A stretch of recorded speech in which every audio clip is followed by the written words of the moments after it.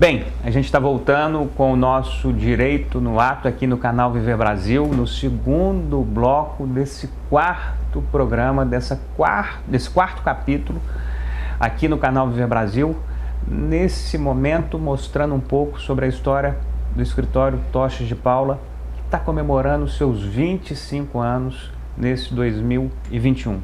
A gente teve a oportunidade de falar um pouco sobre o momento inicial, a introdução, as especialidades do escritório, os seus clientes e cases, e hoje a gente está tendo uma visão a partir do seu sócio fundador, Dr. Guilherme, sobre o presente e o futuro. A gente falou uma série de passagens aí que compõem a história do Toches de Paula. Você é um cara que está entre um jovem advogado e um advogado mais experiente. Você está aí com seus 48 anos e isso te coloca numa situação ainda mais específica. Você é um cara que, como o próprio Gustavo disse, nasceu na datilografia, mas hoje já tem uma visão completamente automatizada, completamente digital das nossas atividades humanas de maneira geral. Como é que você vê essa evolução toda no ponto de vista de um profissional da advocacia, de um profissional da atividade jurídica? Como é que você vê essas transformações todas que já foram efetivadas e como é que você enxerga para frente aí na atuação do direito? Meu DNA é de olhar para frente. Tanto que, atualmente, há 4 anos, eu ocupo a diretoria. Eu sou diretor-presidente da OABPrev, que é o Instituto de Previdência Complementar dos Advogados, que pensa exatamente no futuro, né? O que o advogado precisa. A primeira coisa que eu entendo é que o advogado precisa de independência financeira e nós, aqui no escritório, desenvolvemos as potencialidades para que esses advogados consigam almejar essa independência financeira. Então eu estou assim, muito satisfeito de um escritório que começou com Guilherme e Gustavo Toches, né? Nós hoje temos um time de mais de 100 advogados. Essa independência financeira, ela só vem se nós otimizarmos os conhecimentos técnicos. E aí, como é que nós estamos nos preparando para isso? Como que nós estamos preparando? Nós estamos investindo maciçamente em tecnologia, de forma que o advogado reduza o tempo gasto ao advogado e deixe ele com burocracias que são inerentes à profissão. Nessa pandemia, a advocacia assumiu muitas atividades que eram exercidas pelo judiciário. Ninguém fala isso, mas nós assumimos isso aí, passamos a fazer os protocolos, nós que arquivamos as petições dentro dos processos.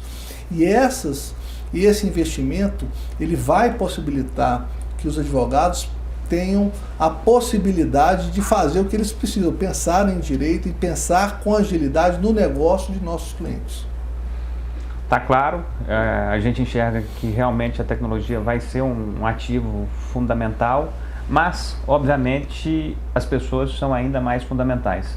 Quais são as especialidades que você entende que vão surgir daqui para frente, principalmente sobre essa evolução tecnológica e o momento que a gente passou de mudança de costumes neste período dos últimos meses, a partir de março de 2020, com a pandemia, com restrição social, com mudança de consumo?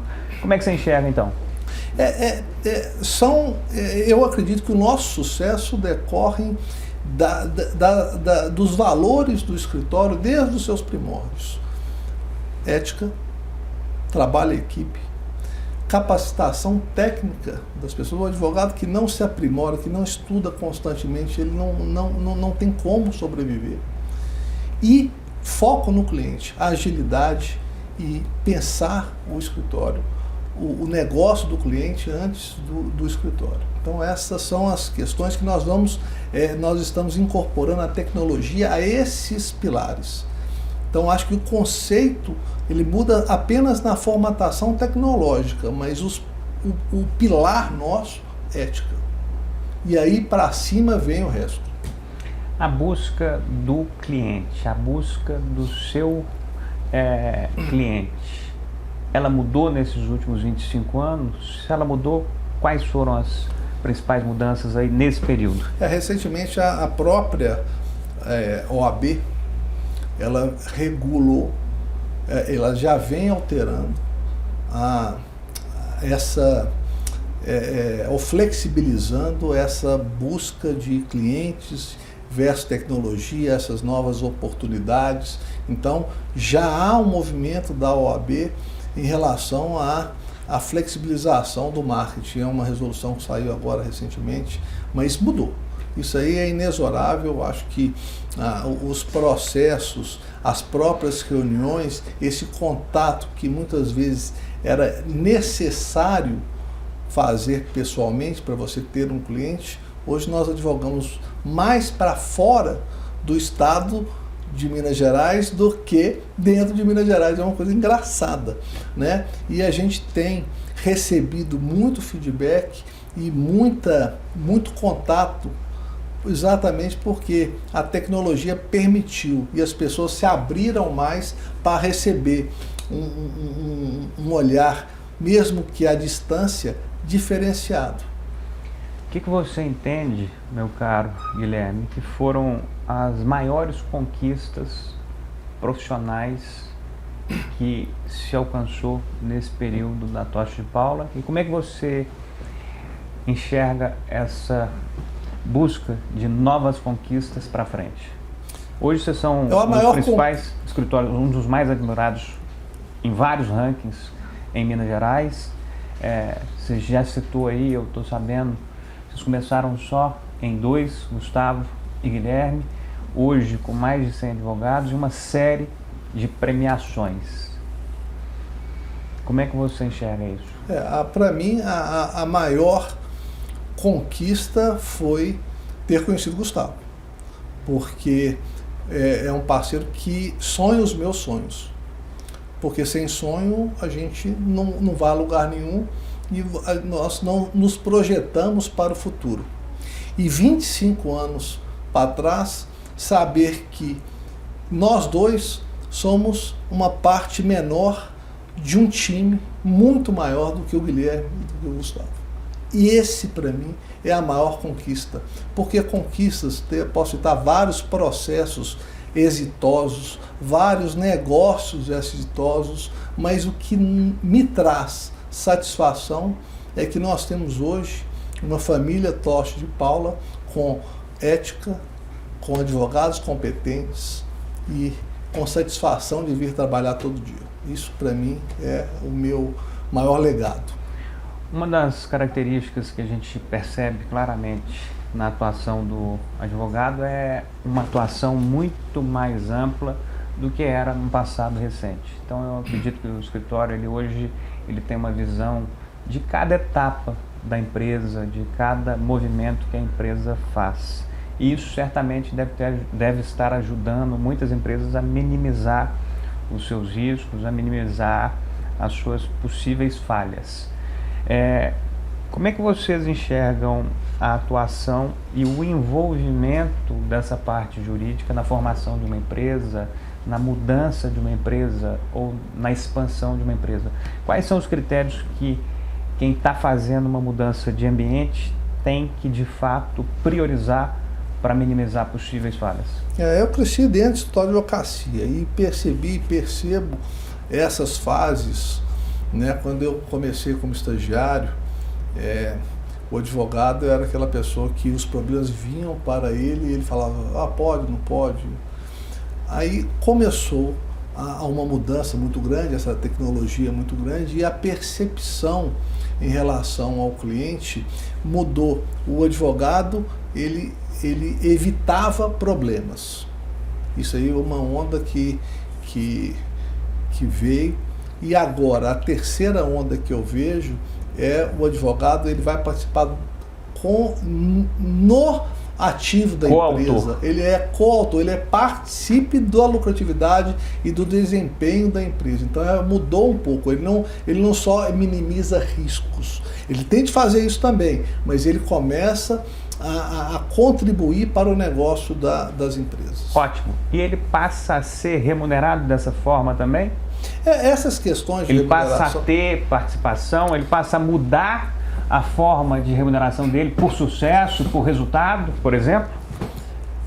A remuneração é mercado. Uhum. A forma da remuneração, aqui no escritório, ela é consequência do bom trabalho. Você não pode trabalhar pela remuneração ou da qual forma de remuneração. A boa remuneração é aquela que o seu cliente está satisfeito e você está satisfeito. E ela só pode acontecer, e essa satisfação só existe se você faz um bom trabalho. E não é retórica, não, porque é regulado pelo mercado. Então, eu vejo que hoje o que o empresário quer não é um escritório que ele pague e tenha uma despesa com o escritório de advocacia, e sim que ele tenha um retorno da atividade jurídica no negócio dele, que aí ele vai gerar valor. Isso, aí os honorários são consequências e cada um, aqui, eu fico brincando, que quando o cliente vem aqui, ele pergunta, quanto é que você quer pagar? Eu pergunto, porque é só um ponto de vista. O importante que nós buscamos aqui é o que você precisa. Nós vamos atendê-lo primeiro. E os honorários e a remuneração vem depois. Isso é a consequência da BOD. Mas é uma prática que mudou bastante por conta dessas novas atividades, desses novos formatos. Antes o pessoal gostava muito por hora, só faço por hora, ou eu só faço de partido. Aqui no escritório, a filosofia de remuneração vem depois do trabalho, porque aí você tem várias modalidades. E sempre tem uma modalidade que é mais adequada para um tipo de negócio e para um cliente específico. Então, a forma é o de menos. Ótima colocação, falou aí sobre os novos formatos que independem, mas aí eu te faço uma outra pergunta também sobre o Toches de Paula daqui para frente. Certamente, 2 anos atrás, eu não estou falando 20. Isso. Certamente, 2 anos atrás, a visão que vocês tinham para poder crescer territorialmente, por exemplo, incluía a necessidade de espaços físicos em locais que vocês estavam querendo acessar, seja em Minas, seja fora de Minas. Hoje, como gestor do escritório Toches de Paula, você tem essa mesma visão ou ela mudou bastante após esse período de pandemia no que diz respeito a trabalho remoto, a possibilidades virtuais e por aí vai? Mudou completamente. Nesses 2 anos? Mudou completamente porque